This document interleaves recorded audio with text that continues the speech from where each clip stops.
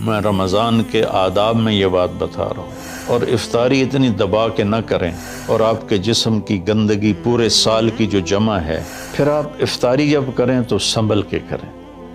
ٹھنڈا برف سے بھرا ہوا پانی،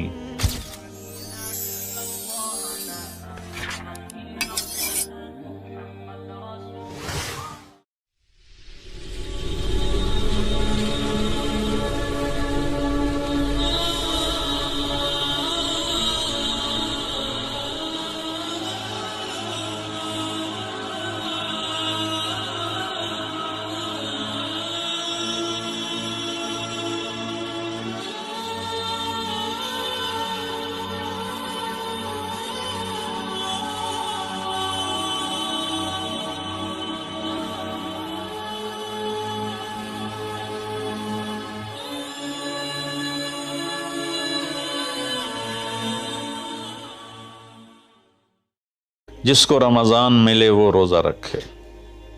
تو روزہ تو انشاءاللہ رکھیں گے، لیکن میں تھوڑی سی ایک گزارش کروں گا کہ جسم کی صحت کے لیے اپنی غذا پہ کنٹرول کریں۔ شاید کوئی یہ نہ بتائے، میں رمضان کے آداب میں یہ بات بتا رہا ہوں، سحری اتنی دبا کے نہ کھائیں کہ عصر تک اسی کے ڈکار آتے رہیں، کھٹے ڈکار آتے رہیں، اور افطاری اتنی دبا کے نہ کریں کہ پھر تراویح کے وقت پڑھاؤ کہ ہن میں کیویں پڑھاؤں، اٹھیا ہی نہیں جاندہ، مجھ بن کے ڈٹھا پہ ہوندا ہے۔ تو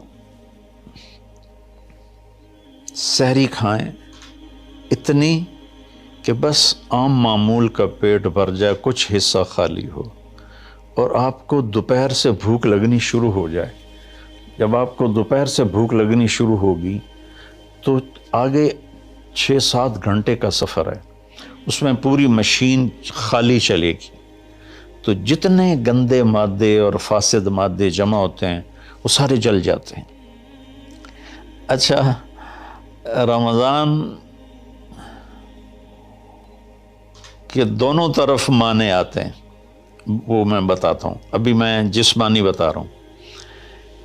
اچھا، ایک اور بھی بڑا خوبصورت رمضان کا معنی ہے۔ اللہ کے نبی نے فرمایا کہ یہ نہ کہا کرو رمضان آ گیا اور رمضان چلا گیا، کہو رمضان کا مہینہ آ گیا، رمضان کا مہینہ چلا گیا، چونکہ رمضان اللہ کا نام ہے، رمضان اللہ کا نام ہے۔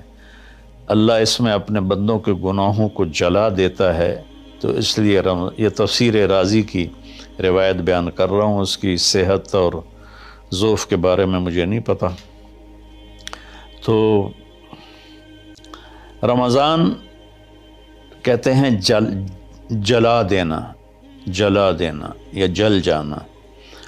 تو جب آپ کا فاقہ 12 بجے سے شروع ہو جائے گا اور 6-6:30 بجے تک چلے گا، تو آپ کے جسم کا ایک ایک خلیہ گرم ہو جائے گا اور اس میں سے بھاپ نکلے گی، اور آپ کے جسم کی گندگی پورے سال کی جو جمع ہے وہ جلنا شروع ہوگی۔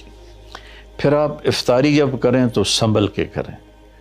ٹھنڈا برف سے بھرا ہوا پانی اور روح افزا اور جام شیریں اور دودھ سوڈا، اور اس میں برف کے اتنے بڑے بڑے ڈلے ڈال کے جب آپ پیتے ہیں تو سارے دن کے روزے کا جسمانی فائدہ فوت ہو جاتا ہے، ختم ہو جاتا ہے۔ سنبھل کے پانی پئیں، اور روم ٹمپریچر کا پانی پئیں۔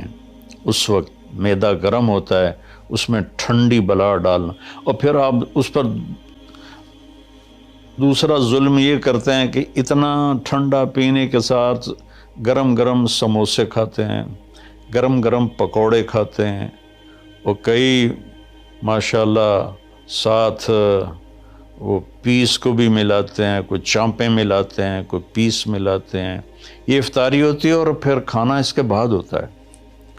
تو سادہ پانی سے روزہ افطار کریں، اور مغرب کی نماز کے بعد ہلکا پھلکا کھانا لیں، اور پھر تراویح کا انتظار کریں، تراویح پڑھیں، اور اس کے بعد جس کا ذوق ہے ٹھنڈا پانی پینے کا وہ ٹھنڈا پی لے، گرم کا ذوق ہے گرم پی لے، لیکن برائے مہربانی کئی چیزوں کا، اب میں ایک آپ کو مثال دیتا ہوں۔ یہ ہماری گاڑیاں ہیں معمولی سی، تو ہم اس میں دیکھتے ہیں کہ اچھا پیٹرول کہاں ملتا ہے. جس پیٹرول پمپ کا پتہ چلے کہ پیٹرول اچھا نہیں، ہم سزوکی والا بھی آگے چلا جاتا ہے کہ ویکھو چنگا پیٹرول کی تھلب ہے. اور جن کے پاس مہنگی گاڑیاں وہ ہائی آکٹین ڈلواتے ہیں، جو پیٹرول کی سب سے اچھی قسم ہوتی ہے.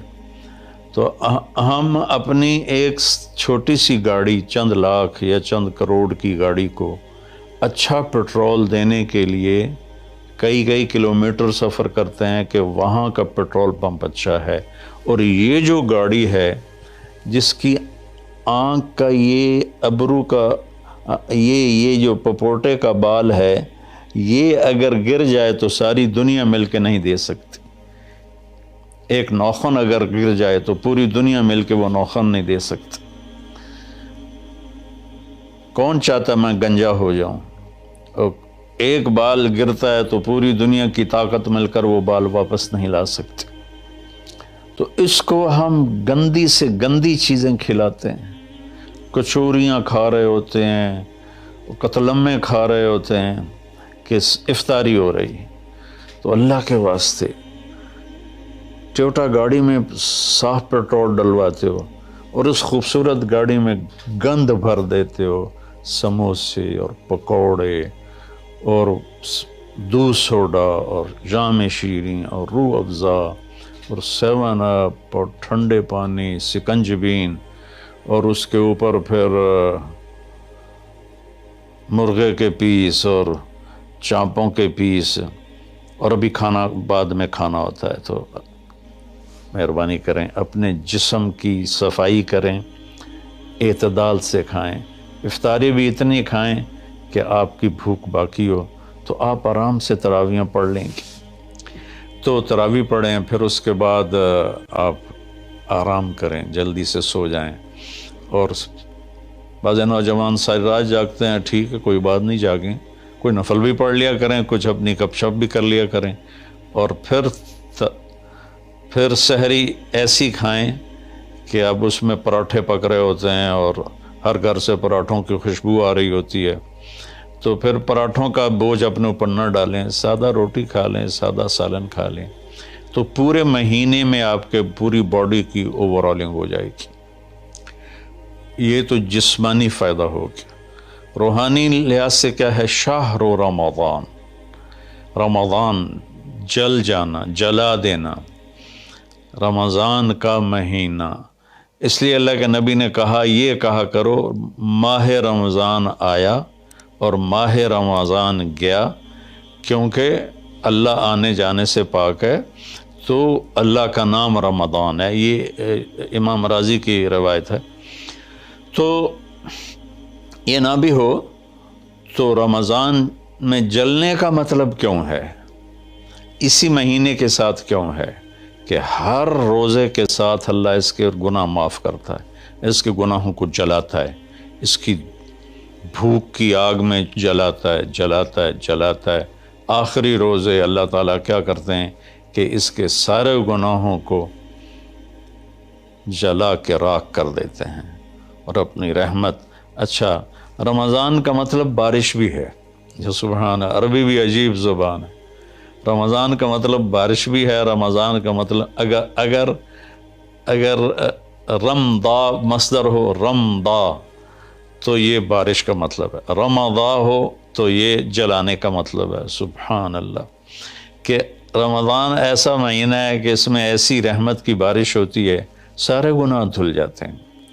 رمضان ایسا مہینہ ہے کہ اس میں ایسی اللہ کی رحمت متوجہ ہوتی ہے کہ سارے گناہ جل کے راکھ ہو جاتے ہیں، ہوا میں اڑا دیے جاتے ہیں راکھ کی طرح. تو یہ تب ہوگا جب ہمارا پورا جسم روزہ رکھے، ہماری آنکھیں روزہ رکھیں، ہمارے کان روزہ رکھیں، ہماری زبان روزہ رکھے، ہمارے ہاتھ روزہ رکھیں، ہمارے پاؤں، ہمارا دل، دماغ روزہ رکھے. تو پھر یہ روزہ، یہ رمضان بنے گا اور ہمارے گناہوں کو جلا دے گا یا دھو دے گا. اور اس میں خاص طور پر اللہ کے نبی نے فرمایا کہ شراب پینے والا توبہ کر لے، چونکہ شرابی کی بخشش نہیں ہوتی رمضان میں. ایک ہوتا ہے دلیر ہو کے پینا، کوئی نہیں کچھ نہیں ہوندا، اللہ بڑا غفور و رحیم ہے، یہ تو سارے پکڑے جائیں گے۔ ایک آدمی میرے پاس آیا، وہ کہنے لگا جی مجھے شراب کی عادت ہے، چھٹتی نہیں، کئی دفعہ چھوڑی ہے پھر نہیں چھوٹتی، اور پھر جو وہ دھاڑے مار کے رویا، اتنا رویا کہ میں بھی غمگین ہو گیا اس کے رونے کو دیکھ کر۔ اس کا معاملہ اور ہے، تو اس پر اللہ کی رحمت نازل ہو جائے گی، چونکہ جو توبہ کرتا رہتا ہے پھر اس سے ٹوٹ جاتی ہے، وہ دن میں 70 دفعہ بھی توڑے گا اور توبہ کرے گا تو اللہ کے ساتھ دوستی باقی رہے گی۔ تو ایک شرابی ہے تو اللہ کے واسطے چھوڑ دے۔ ماں باپ کو دکھ، عق الوالدین، ماں باپ کی نافرمانی نہیں فرمایا، ماں باپ کو پرزے کر دینا۔ نافرمانی تھوڑی بہت ہر بچے سے ہو جاتی ہے، لیکن ایسی نافرمانی کہ ماں باپ کا دل ٹکڑے ٹکڑے ہو جائے، اس کو کہتے ہیں عقوق الوالدین، عاق لوالدیہ۔ جو ماں باپ کے دل کو ٹکڑے ٹکڑے کر دے اس کی بھی بخشش نہیں ہوتی۔ تو مشاحن، جو دل میں کینہ پال کے رکھتا ہو کسی کے لیے، اور بغض رکھتا ہو کسی کے لیے، نفرت رکھتا ہو کسی کے لیے، حسد رکھتا ہو کسی کے لیے، ایک اس دل پر اللہ کی رحمت کی نظر نہیں پڑتی۔ اور ایک قاطع الرحم، جو رشتہ داروں سے لڑتا ہو، رشتہ داروں سے ماتھا